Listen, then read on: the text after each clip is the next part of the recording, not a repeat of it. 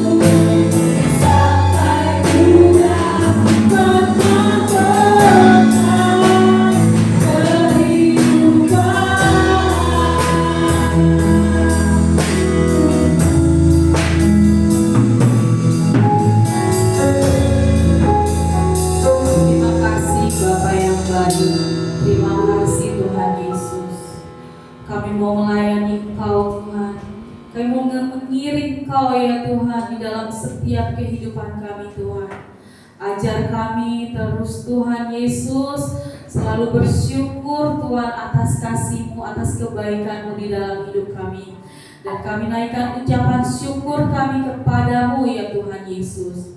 Engkau terlalu baik Tuhan bagi setiap kami Tuhan. Ampunilah salah dan dosa kami Tuhan Yesus. Tuhan, ini hati kami Tuhan. Ini kerinduan kami ya Tuhan untuk melayani-Mu Tuhan Yesus. Tuhan, pada pagi hari ini kami mengucap syukur atas kesehatan, kekuatan bagi tubuh kami sehat sempurna Tuhan. Tuhan, kami datang Tuhan di tempat ini Tuhan. Kami ingin bersorak, memuji dan memuliakan nama-Mu Tuhan Yesus. Berkati juga jemaat Tuhan yang masih di perjalanan. Engkau tibakan di tempat ini dengan tidak kekurangan suatu apapun. Kami berdoa bagi rekan-rekan kami Tuhan, jemaat-Mu Tuhan yang sedang sakit. Engkau memberikan kesembuhan, kesehatan, kekuatan, pemulihan di dalam hidupnya Tuhan Yesus. Tutup bungkus setiap kami Tuhan di tempat ini, di tengah-tengah ini ya Tuhan Yesus. Kami berdoa juga bagi jemaat yang sudah lama tidak datang. Engkau yang menggerakkan setiap hati mereka Tuhan, untuk bersama-sama beribadah di tempat ini Tuhan, memuji dan memuliakan nama-Mu. Tuhan Yesus, terima kasih Tuhan. Berkati jalannya ibadah dari awal, pertengahan hingga akhirnya Tuhan. Di tengah-tengah ini Tuhan, dari depan sampai belakang, kanan, kiri, malaikat Tuhan menaungi gereja ini ya Tuhan Yesus. Terima kasih Tuhan Yesus, terima kasih Bapa. Biar ada Roh Kudus di tengah-tengah setiap kami, ada kasih karunia Tuhan di tengah-tengah gereja ini Tuhan Yesus. Lembutkanlah Tuhan Yesus hati kami Tuhan Yesus. Biar kami saling bergandengan tangan Tuhan Yesus.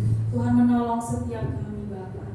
Kau juga sudah memberikan pembicara yang ada, Kau berkati yang pembicara yang ada Tuhan. Terima kasih Bapa. Terima kasih Tuhan Yesus, dan kami akan bersorak bagi nama-Mu. Di dalam nama Tuhan Yesus, haleluya, haleluya, amin. Amin. Puji Tuhan. Kalau bangkit berdiri, boleh kita salam depan, kanan, kiri, belakang kita. Ya, kalau lagu tadi meyakinkan kita untuk sikap hati kita mau melayani, mengasihi Tuhan. Sekarang kita mau ikrarkan kemenangan kita, yaitu oleh darah anak domba, oleh kesaksian kita. Iblis dikalahkan, kuasanya dihancurkan.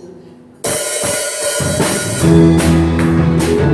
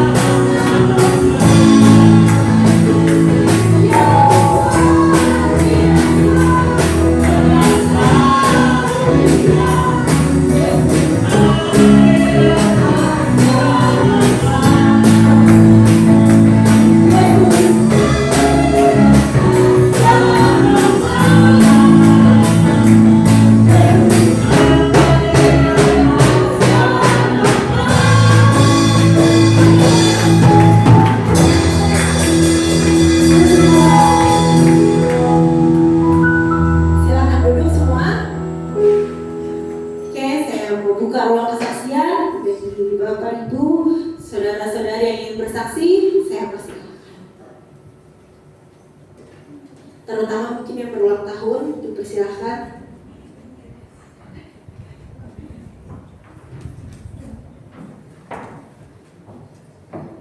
Shalom Bapak Ibu Saudara. Shalom. Puji Tuhan. Ya, saya mau bersaksi pada hari Senin tanggal 20 Juli Tuhan tambahkan satu lagi umur dalam kehidupan saya. Puji Tuhan. Bersyukur satu, Tuhan berikan kesehatan, kekuatan di dalam kehidupan dan perlindungan di dalam kehidupan dan keluarga saya. Gak banyak sih minta sama Tuhan.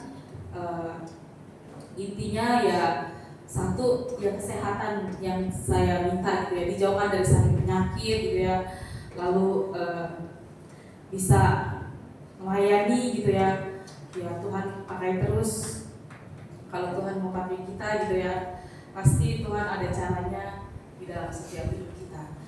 Lalu misalkan berdoa juga gitu ya, dijauhkan dari hal-hal yang tidak baik, dijauhkan dari hal-hal buruk, dijauhkan dari pencobaan orang-orang yang mau mengganggu hidup kita. Berdoa sama Tuhan, jauhkan, biar kita tidak merasa hidup kita aduh di depan ada masalah gitu ya, ada orang yang mengganggu, ada orang yang melakukan hal-hal yang tidak baik gitu ya. Ingat kuncinya gitu ya, sabar. Tuhan bilang sabar. Itu aja sih yang saya mau saksikan. Lalu apa lagi? Ya itu sih bersama dengan Gideon gitu ya, biar sama-sama melayani Tuhan. Kita nggak tahu hidup kita ke depan, tapi kita percaya gitu ya, di dalam langkah hidup kita ada Tuhan Yesus, dan kita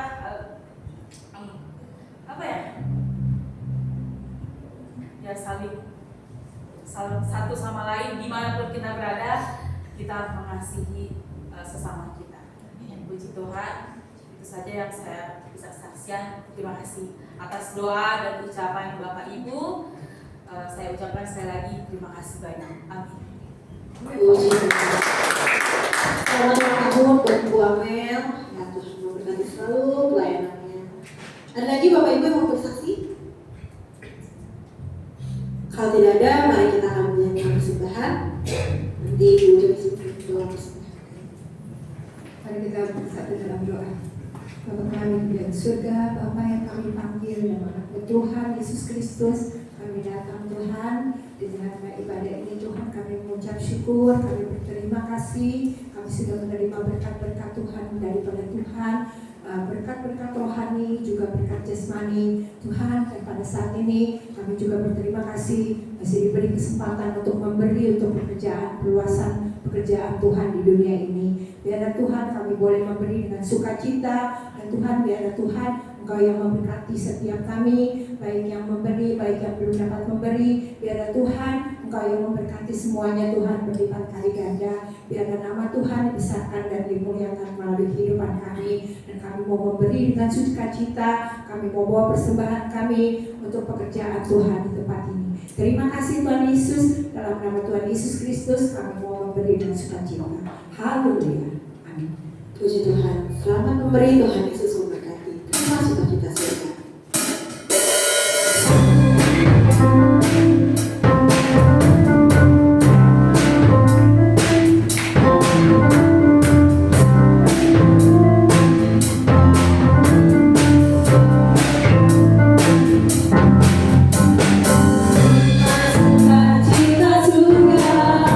Itulah kekuatan bagi jiwa, sudah pas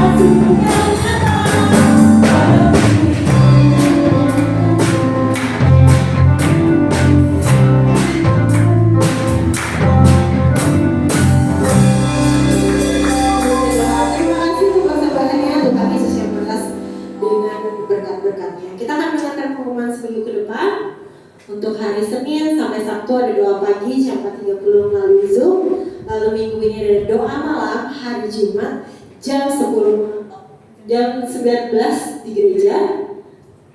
Dan ada ibadah pemuda remaja hari Sabtu jam 6.30 di gereja. Lalu ada ibadah sekolah minggu setiap hari Minggu jam 8 pagi. Lalu dilanjut ibadah lain seperti saat ini jam 10.30 di gereja.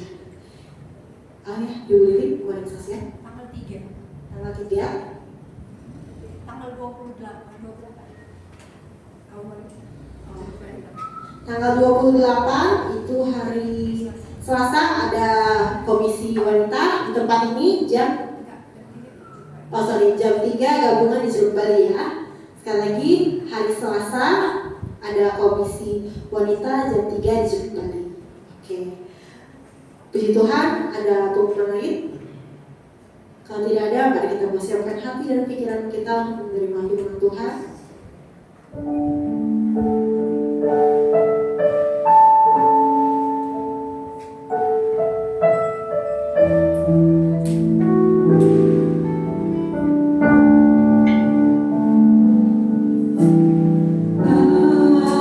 Alam semesta melukiskan kebesaran Tuhan.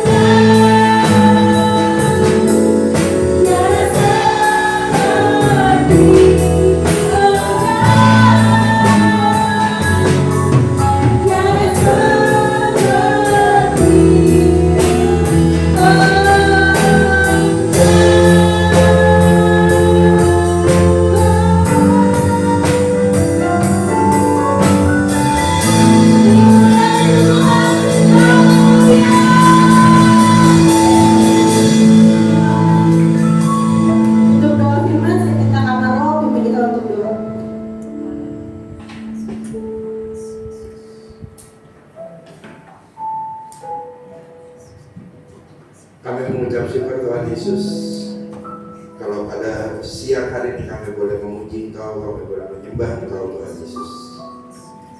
Kami mengucap syukur karena itu semua hanya bisa terjadi dalam hidup kami hanya karena berkat-Mu, hanya karena perkenanan-Mu Tuhan. Dan kami juga percaya pada siang hari ini kami akan diberkati dalam firman-Mu. Firman yang akan memberkati kehidupan kami, menjadi pelita bagi kami, menjadi terang bagi jalan kami Tuhan.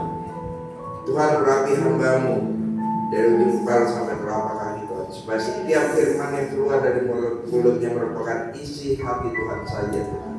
Dan kami akan pulang tidak seperti kami datang, tapi kami pulang membawa firman Tuhan, membawa kemenangan, membawa mujizat dalam hidup kami. Terima kasih Yesus, terima kasih Bapa. Haleluya. Amin. Tuhan silakan duduk untuk firman Tuhan. Saya serahkan kepada hamba.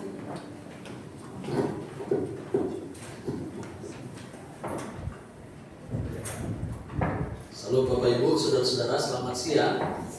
Senang boleh berjumpa dengan saudara di tempat ini. Perkenalkan, nama saya Pendeta Moratua Sinaga. Saya asal dari Sumatera Utara, tapi saya tinggal di daerah Polres Tangerang.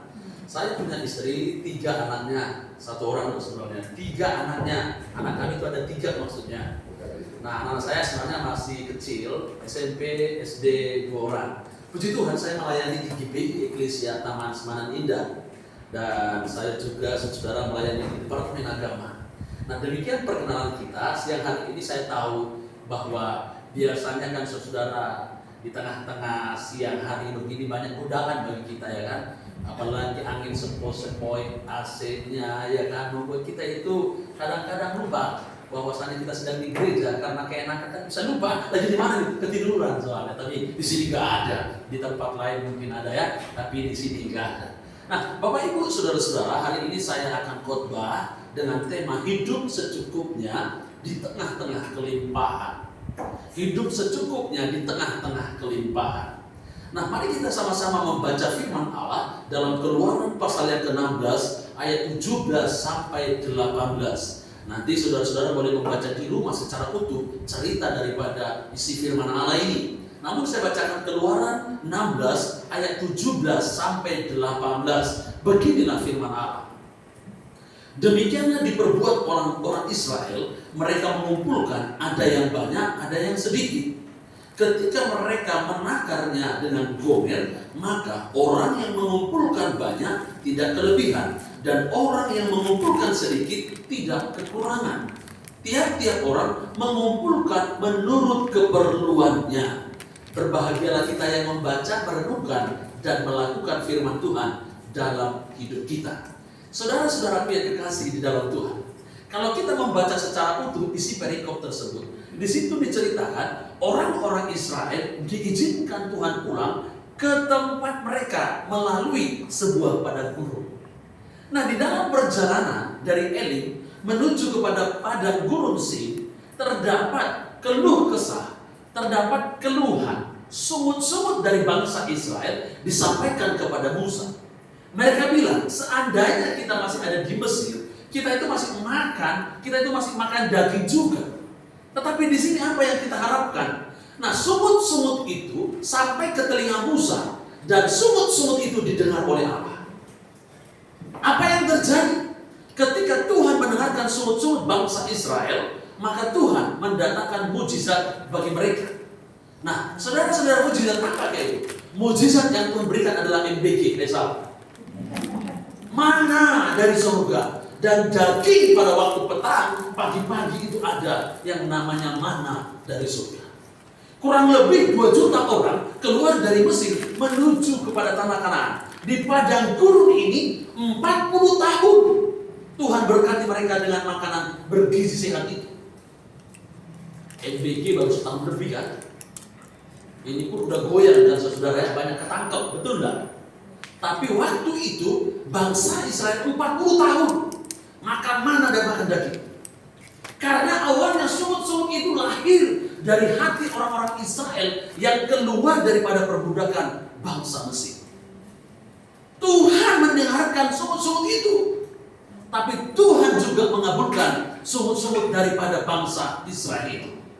Dan di tengah-tengah berkat yang berlimpah-limpah yang Tuhan sediakan bagi bangsa Israel, ada aturan lain yang Tuhan mengharapkan daripada mereka. Karena itu tema hari ini berbicara tentang hidup secukupnya di tengah-tengah kelimpahan. Ada banyak kelimpahan berkat yang Tuhan berikan kepada bangsa Israel. Tetapi mereka harus punya aturan main. Nah, saudara-saudara, cukup di zaman sekarang ngomong cukup gak mudah. Gak mudah. Satu rumah gak cukup, pengen 2 rumah, pengen 3 rumah. Satu motor gak cukup, pengen 2 motor, pengen 3 motor. Satu mobil gak cukup, pengen 2 mobil, pengen 3 mobil. Satu istri gak cukup, gak boleh. Bahaya. Satu suami gak cukup, harus cukup. Satu aja kadang-kadang gak habis, betul gak? Betul gak ini? Jangan takut gak ada suaminya di sini. Saudara-saudara, cukup itu artinya berarti tidak berlebihan, memadai, lengkap dan puas. Di zaman sekarang susah untuk kita berkata cukup. Kita pergi ke mall, kita lihat ada sepatu, pengen beli, beli. Lalu minggu depan kita ke mall, pengen lagi beli. Padahal yang dipakai setiap hari minggu ke gereja itu doang sepatunya. Tapi beli terus. Makanya gak heran, waktu kita bertamu, satu rak sepatunya banyak sekali. Ada banyak juga kita demikian, pengen beli baju, pengen beli jas, gak apa-apa. Tapi kalau itu keinginan, itu berbahaya. Kita harus belajar mencukupkan diri kita dengan apa yang ada. Katakan amin. Nah, apa itu kelimpahan? Kelimpahan, saudara, boleh dibantu ya. Kelimpahan itu berarti berlimpah, berlebih, jauh melebihi apa yang diharapkan. Nah, pertanyaannya, apakah Alkitab melarang kita untuk berlimpah? Enggak. Alkitab tidak pernah melarang kita hidup dalam kelimpahan. Justru Yohanes 10 ayat 10 berkata demikian. Pencuri datang untuk membunuh dan membinasakan, tetapi aku datang untuk memberi hidup dan mempunyainya dalam kelimpahan. Tuhan memberkati kita dengan kelimpahan. Berarti Alkitab tidak pernah melarang kita untuk berlimpah. Namun, perhatikan baik, kelimpahan yang diberikan oleh Tuhan bukan untuk kita timbun. Katakan amin. Kelimpahan yang Tuhan berikan bukan untuk kita timbun, melainkan untuk kita salurkan. Tuhan memberkati kita secukupnya untuk kebutuhan kita loh. Tetapi selebihnya untuk membantu atau menolong orang lain. Katakan amin. Saudara-saudara, penting untuk kita ketahui bahwa ketika Tuhan memberkati kita, itu bukan berarti semuanya bagi kita. Ada tanggung jawab yang harus kita lakukan untuk menolong orang lain yang membutuhkan. Yang membutuhkan belas kasihan.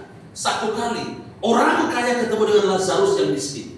Orang kaya ini duduk dan makan di meja, tetapi Lazarus meminta belas kasihan. Tapi hati daripada orang kaya ini tidak tergerak untuk menolongnya.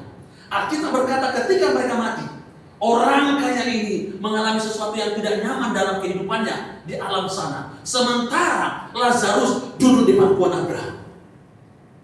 Saudara-saudara yang kekasih dalam Tuhan, ketika Tuhan memberkati kita berlimpah-limpah, sebenarnya ada tanggung jawab yang Tuhan mau untuk kita bisa lakukan untuk menolong orang lain. Kalau hari ini saudara diberkati Tuhan berlimpah-limpah, ingat, itu bukan hanya untukmu, tetapi untuk menolong orang lain. Sehingga melalui berkat yang Tuhan berikan kepada saudara, nama Tuhan ditinggikan, nama Tuhan dipermuliakan.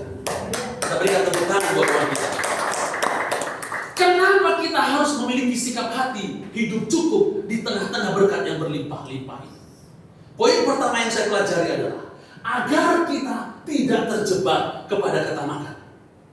Coba kita baca ya, Keluaran 16 ayat 16. Beginilah perintah Tuhan. Pungutlah itu tiap-tiap orang menurut keperluannya. Masing-masing kamu boleh mengambil untuk seisi kemahnya. Segomer seorang menurut jumlah jiwa. Jadi ketika mana yang banyak itu diberikan pada waktu pagi, semua orang Israel keluar dari kemah untuk mengambilnya.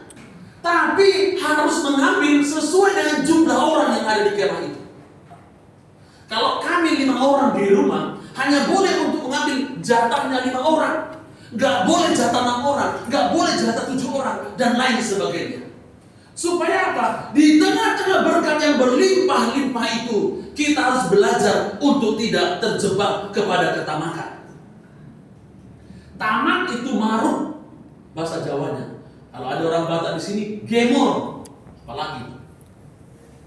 Tamak, gemor, maruk, apalagi bahasanya itu. Pokoknya saudara-saudara, berkat berlimpah-limpah itu untuk menghindarkan kita tidak jatuh ke dalam ketamakan. Apa itu tamak?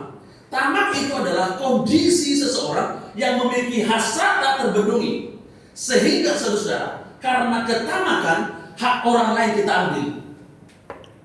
Contoh kecil, kalau kita pesta di dalam kondangan, kita yang punya hajatan, kita tuan rumah, kita undang 500 orang. Kita buat prasmanan, telur 500, ayam 500. Tapi herannya kadang-kadang urutan ke-400 tamu bisa gak dapat telur. Pernah punya pengalaman demikian? Ada di sini pelakunya? Enggak. Kadang begitu, benar enggak? Kita pesta ulang tahun, yang kita undang cuma dikit, sebenarnya 20. Kita udah siapkan 20 telur, 20 ayam, 20 daging sapi. Tapi bisa loh ada yang gak dapat telur itu loh. Karena apa? Orang membuka piringnya, lalu membuka nasinya, dimasukin telur satu, ditutup lagi. Diangkat lagi satu di atas. Nah ini kan marut. Ternyata orang yang tamak itu mengambil jatah, mengambil hak orang lain. Jadi ketika bangsa Israel diberkati Tuhan dengan mana? Tuhan mau ambil secukupnya, sebab di belakang kita masih ada orang. Ini sederhana sebenarnya. Tuhan memberkati berlimpah-limpah, tapi Tuhan mau ada aturan main. Dalam hidup ini, saudara-saudara, kita harus merasa cukup dengan apa yang Tuhan kasih bagi kita. Harus merasa cukup dengan apa yang ada. Karena kalau mengikuti keinginan daging, tidak akan pernah puas dengan hal apapun. Kita harus belajar untuk berkata cukup, untuk berasa terima kasih ya Tuhan. Lukas pasal yang ke-12 ayat 15 dikatakan demikian. Katanya lagi kepada mereka, berjaga-jagalah dan waspadalah terhadap segala ketamakan. Hati-hati loh. Hati-hati, jangan ambil jatahnya orang. Jangan ambil haknya orang. Tuhan memberkati kita berlimpah-limpah. Ambil secukupnya. Saudara-saudara, saya tuh marah kalau misalkan saudara melihat orang, ya kan, begitu kelakuannya ambil jatah orang. Waduh, kasihan sekali. Sekarang banyak yang ketangkap, betul kan? Itu kan jatah orang diambil. Nanti akan kita pertanggungjawabkan semua perbuatan kita di hadapan Tuhan. Kadang-kadang kesempatan ini bisa juga menjebak kita. Karena itu ketika saudara diberikan Tuhan ruang dan kesempatan untuk menikmati berkat, kita harus waspada. Jangan karena berkat yang berlimpah-limpah itu justru kita menjadi tamak. Ingat, ketamakan bisa membuat kita, saudara-saudaraku, jauh daripada fokus untuk hidup kekekalan. Ketamakan itu berbahaya. Sebab dengan ketamakan kita bisa terjebak kepada penyembahan berhala.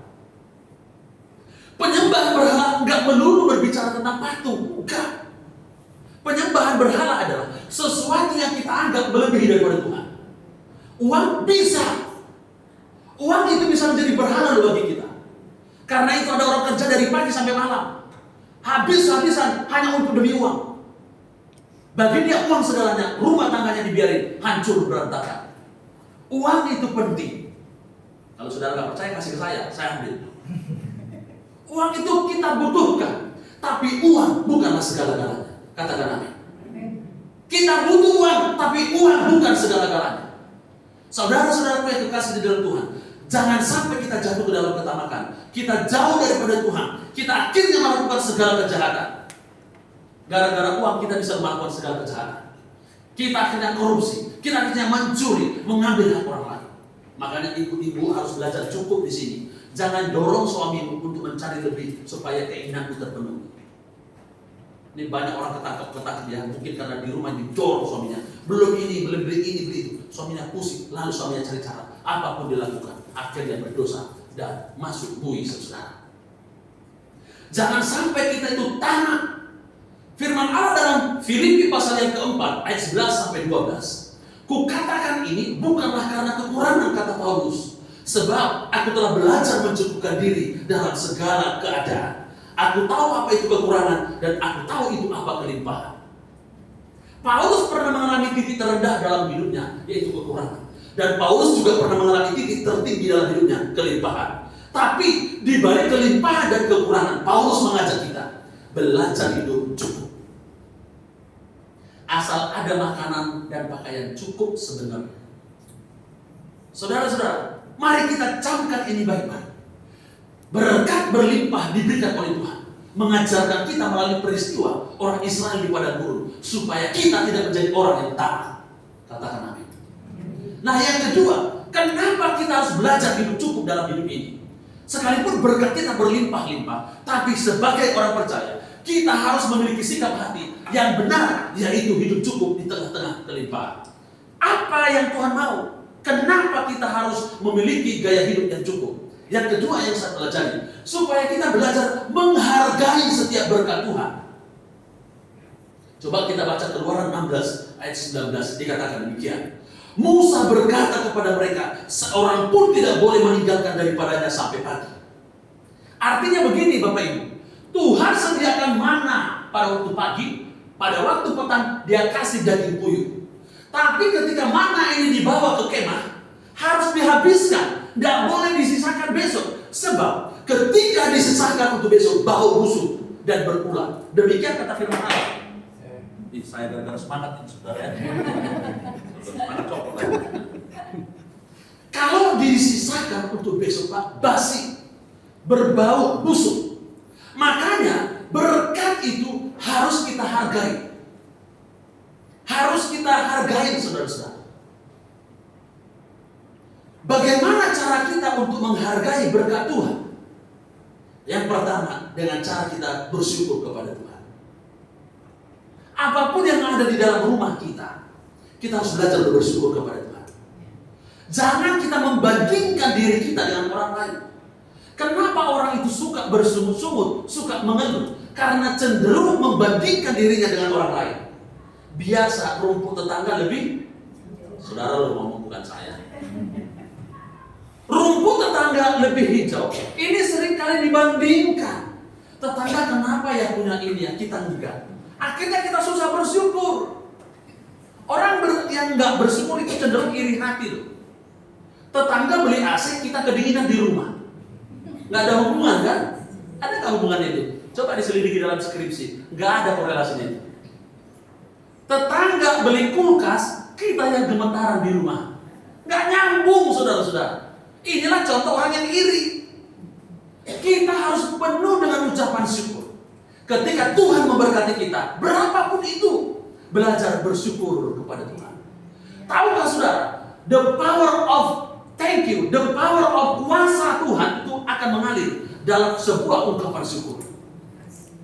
Yesus ketika khotbah di atas bukit, 5.000 laki-laki belum perempuan dan anak-anak. Waktu menjelang petang, Tuhan perintahkan kepada murid-murid untuk mereka memberi makan. Murid-murid bilang, dari mana kita cari malam-malam begini? Dari mana? Tapi salah satu murid berkata, ada itu anak-anak. Punya 5 roti 2 ikan. Tuhan bilang, bawa kemari. 5 roti 2 ikan gak ada gunanya untuk 5.000 orang.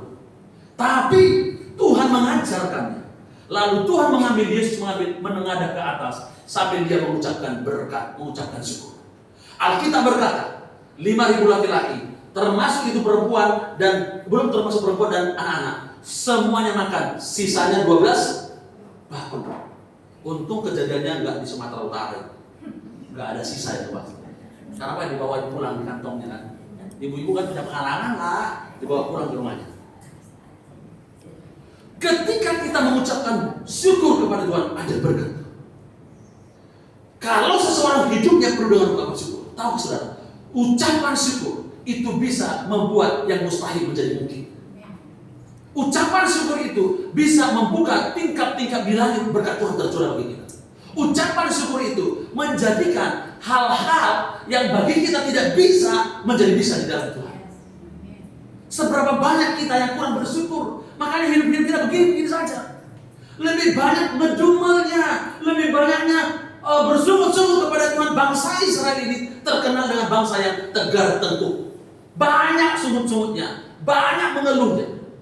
Mungkin di antara kita hari ini pun sedang mengeluh dengan keadaan kita. Tetapi saya mau mengingatkan kepada saudara yang hadir, apapun situasi dan masalah yang hari ini saudara sedang alami, lebih baik pilih bersyukur kepada Tuhan daripada mengeluh. Sebab Tuhan pasti akan menolong saudara-saudara yang banyak bersyukur. Apapun yang ada di rumahmu, makanan mungkin tidak seperti orang lain. Makanan mungkin tidak seperti tetangga kita yang mungkin 5 sehat 4 sempurna. Asal ada makanan, nasi dan ikan cukup.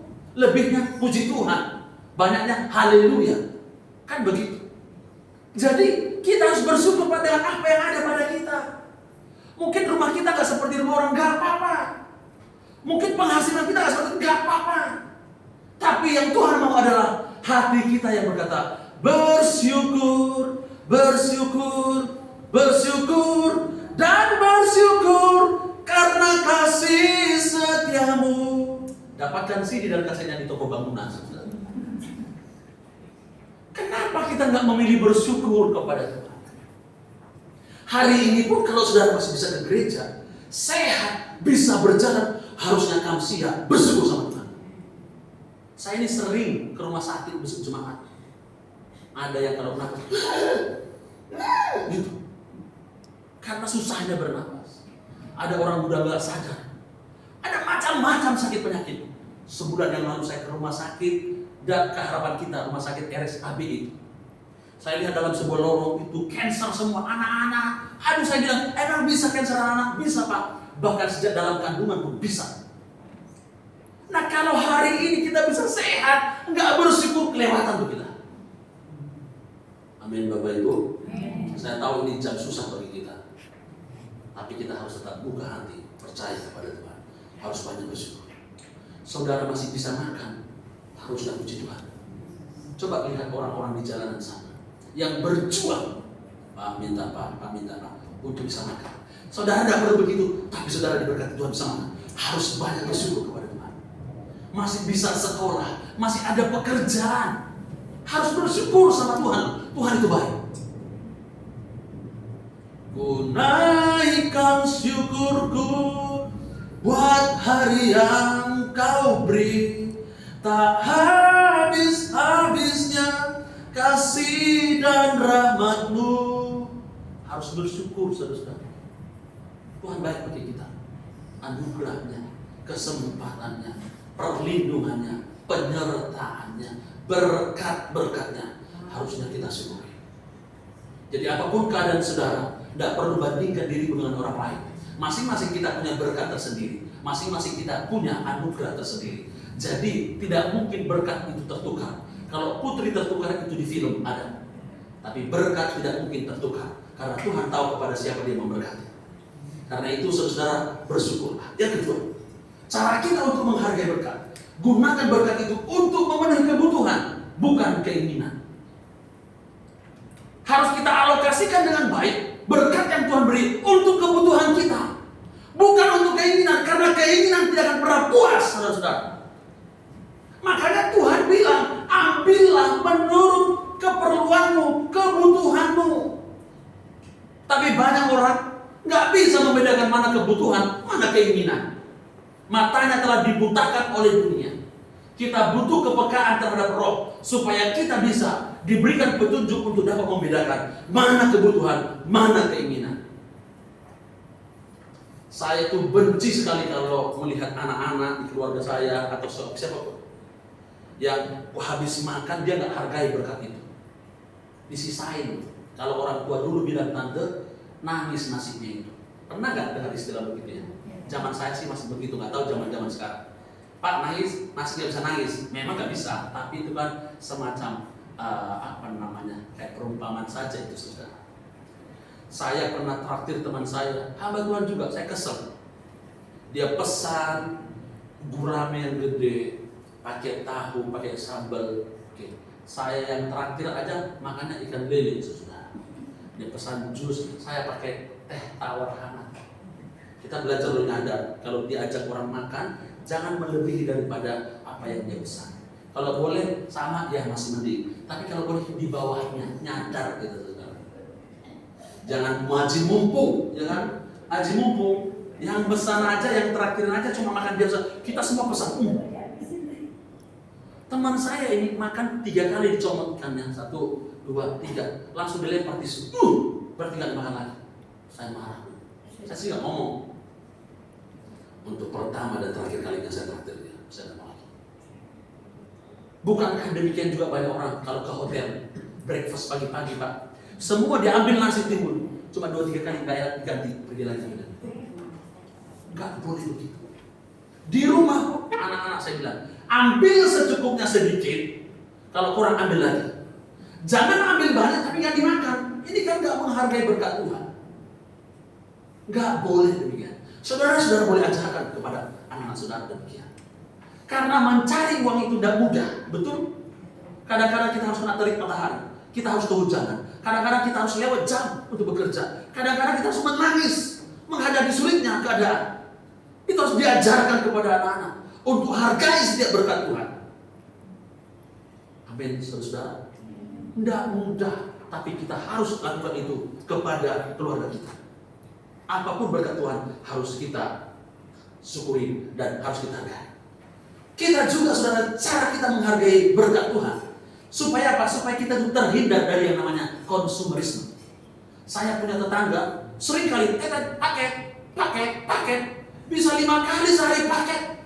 Saya cuma sekali seminggu loh. Dia bisa 5 kali. Entahlah apa isinya, saya tidak tahu. Entahlah apa, saya tidak tahu.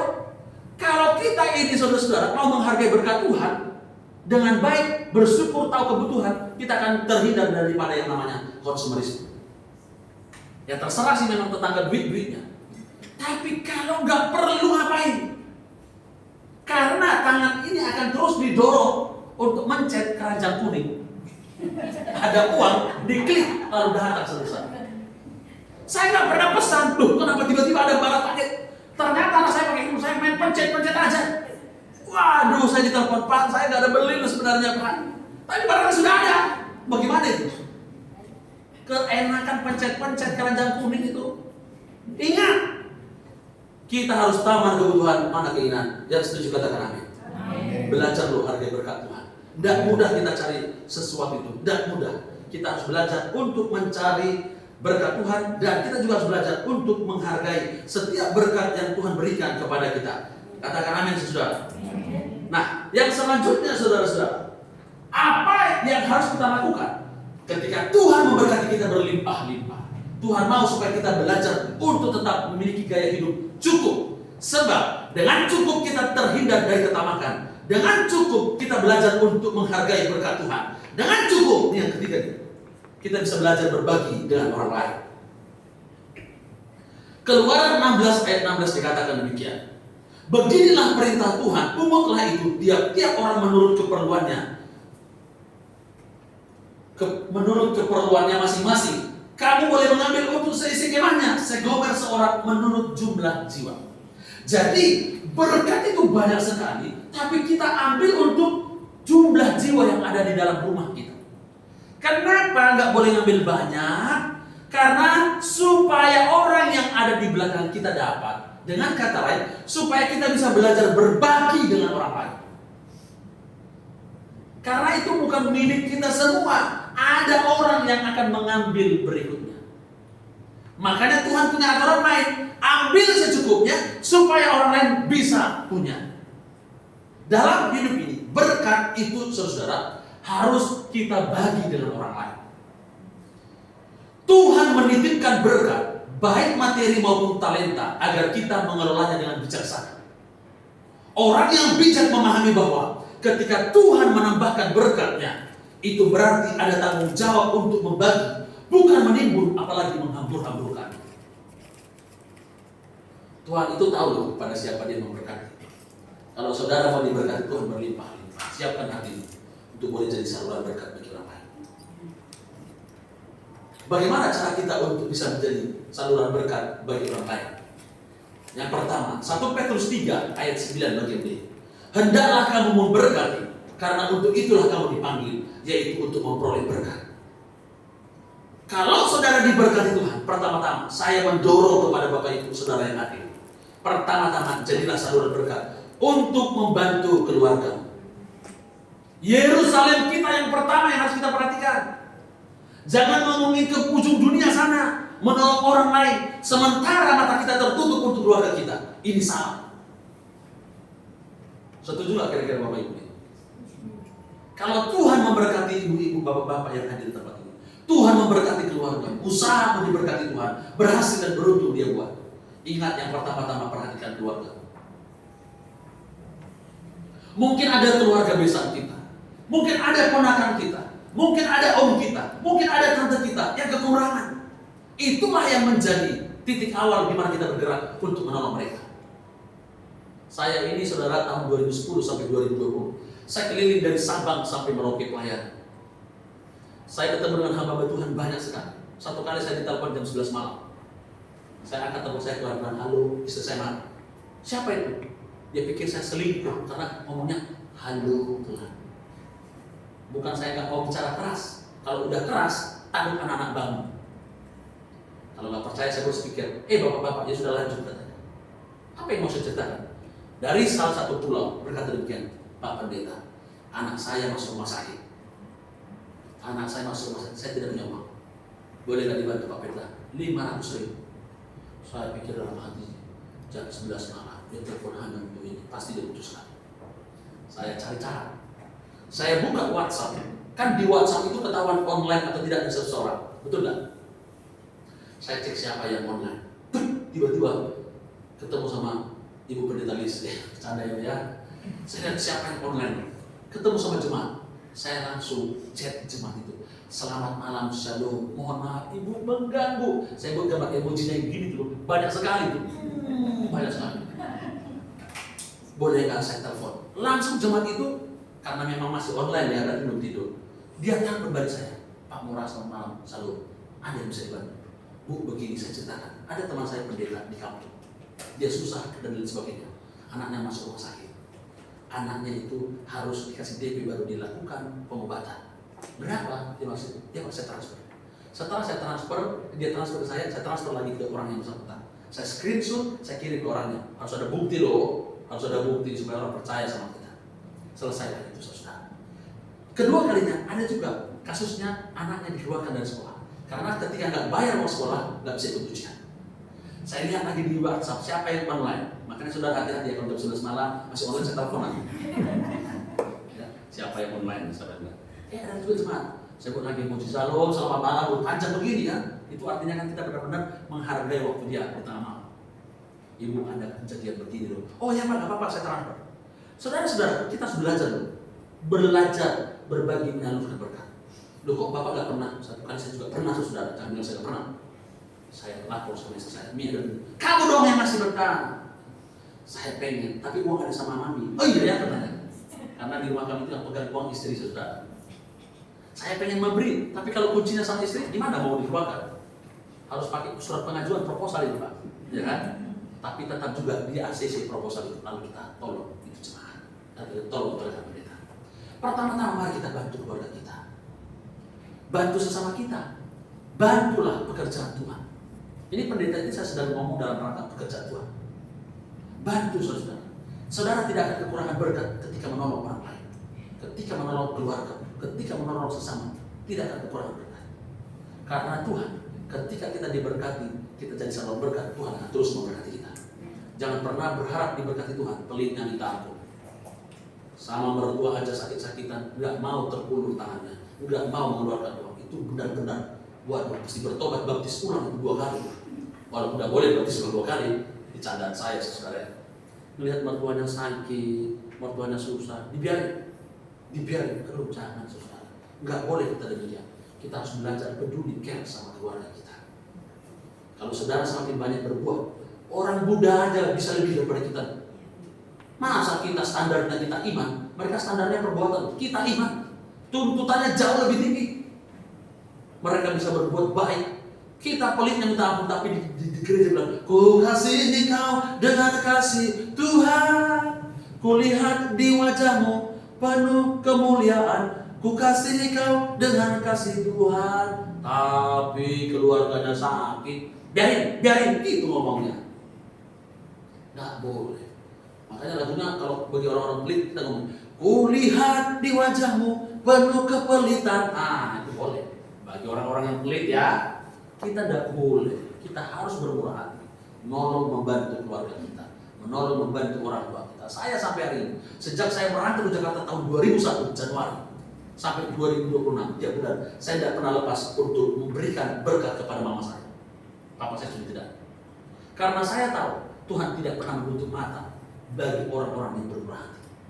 Saudara yang masih pelit-pelit nih ya, yang masih hitung-hitungan sama orang tuanya, tobat. Tobat. Mesti diperhatikan, jadi anak yang uhal. Amin. Jadi anak yang berbakti. Amin. Amin. Anak muda mesti loh, anak muda banyak sini yang punya mama orang tua. Mesti diperhatikan keluarga orang tua. Sebab Tuhan pasti akan memberkati. Jadi Tuhan mau ketika kita hidup dalam kelimpahan, Tuhan menuntut kita untuk tetap belajar hidup cukup. Karena apa? Melalui kecukupan itu kita dihindarkan dari ketamakan. Melalui kecukupan itu kita diajar untuk menghargai berkat Tuhan. Melalui kecukupan itu di tengah-tengah kelimpahan kita diajar untuk menjadi saluran berkat bagi orang lain. Kiranya firman Tuhan yang disampaikan siang hari ini boleh mewarnai hati dan pikiran saudara, sehingga saudara bukan hanya sebagai pendengar, tetapi menjadi pelaku firman Tuhan. Tuhan memberkati setiap kita. Mari kita tundukkan kepala kita. Kami mengucap syukur untuk firman-Mu ya Tuhan pada saat siang hari ini. Terima kasih Tuhan baik bagi kami. Hari ini Tuhan, kami rindu untuk menyatu dengan tubuh dan darah. Kami percaya Engkau telah mati di atas kayu salib untuk menebus setiap dosa kami, menyembuhkan kami dari setiap sakit penyakit kami. Kami percaya dalam kesempatan yang baik ini pula kami akan menerima kuasa Allah. Ada kesembuhan ilahi, mujizat yang akan kami terima. Terima kasih Tuhan, terima kasih. Di surga saya mengundang kepada saudara untuk kita sama-sama bangkit berdiri. Kita persiapkan hati kita. Tuhan selalu menolongku, selalu menjaga.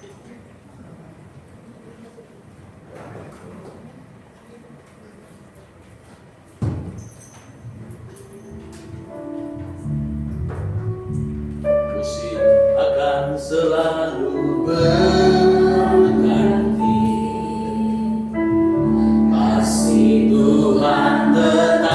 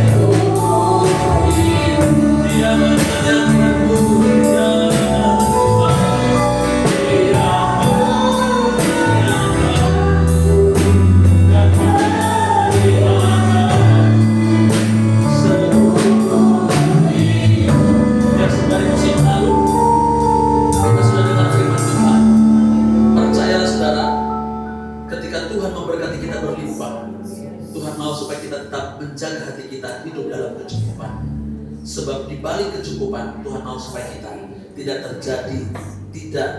terjebak ke dalam ketamakan. Di balik kecukupan Tuhan mengajar kita agar kita boleh menghargai setiap berkat yang Dia berikan. Di balik kecukupan Tuhan mengajar kita agar kita boleh berbagi dengan keluarga, dengan orang lain, dan mendukung pekerjaan Tuhan. Hari ini saudara, kalau engkau diberkati Tuhan, perhatikan keluargamu, perhatikan sesamamu, perhatikan pekerjaan Tuhan. Sebab dengan kita melakukan hal yang baik, Tuhan tak akan pernah kekurangan untuk menolong dan memberkati kita. Mungkin ada di antara saudara yang menatap saya dan berkata, hari ini saya belum berkecukupan, tapi percayalah, niat hati yang benar Tuhan hargai. dan hati yang benar akan terlaksana, maka Tuhan akan memberkati saudara berlimpah-limpah. Mungkin banyak keluargamu yang sedang membutuhkan murah tangan. Jangan pernah takut untuk menolong dan memberi, sebab Tuhan pasti akan memberkati saudara. Hari ini Tuhan kami mau bukan hanya mendengar tetapi melakukan dalam hidup kami. Terlebih Tuhan, hari ini kami kembali mengingat akan kasih dan pengorbanan-Mu bagi setiap kami di kayu salib. Engkau rela mati di atas kayu salib karena kami yang berdosa ini. Engkau mencurahkan darah-Mu sampai mati untuk kami yang berdosa selamat, dan kami yang berdosa dengan bilur-bilur-Mu kami mengalami kesembuhan. Kami bersyukur punya Tuhan yang baik, yang merelakan nyawanya bagi kami. Karena itu Bapa, kuduskanlah kami, sucikan kami agar kami layak untuk menyatu dengan tubuh dan darah. Melalui perjamuan kudus yang akan kami makan dan minum hari ini, kami doa ya Tuhan, biar kuasa-Mu, biar mujizat-Mu Engkau nyatakan bagi setiap kami. Tuhan berkati setiap kami Bapa. Terima kasih, terpujilah nama-Mu dalam nama Yesus. Bapak Ibu, saudara-saudara yang terkasih di dalam Tuhan, mari kita angkat roti dan air anggur di hadapan Tuhan.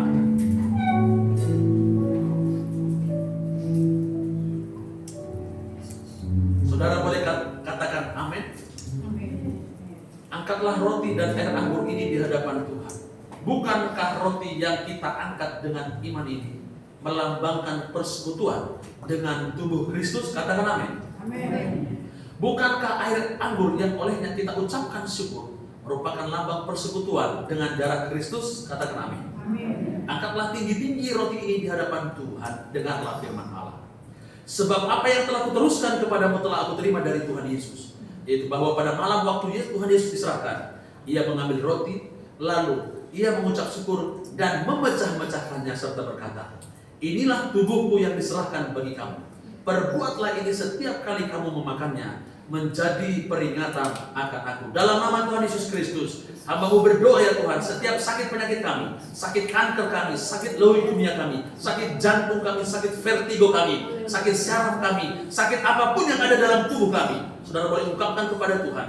Hamba-Mu berdoa dalam nama Yesus, setiap kami semua disembuhkan oleh bilur-bilur-Mu, kami sembuh. Mari kita makan dengan iman bersama-sama.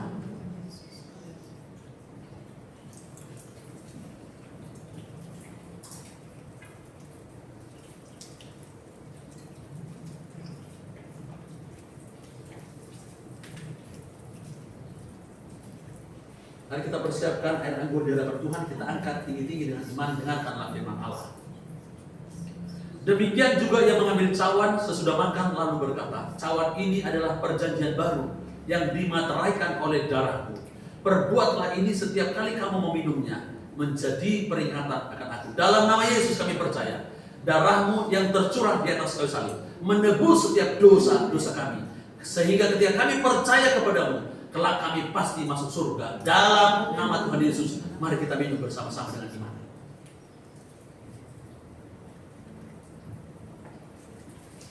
Kita bersyukur kepada Tuhan.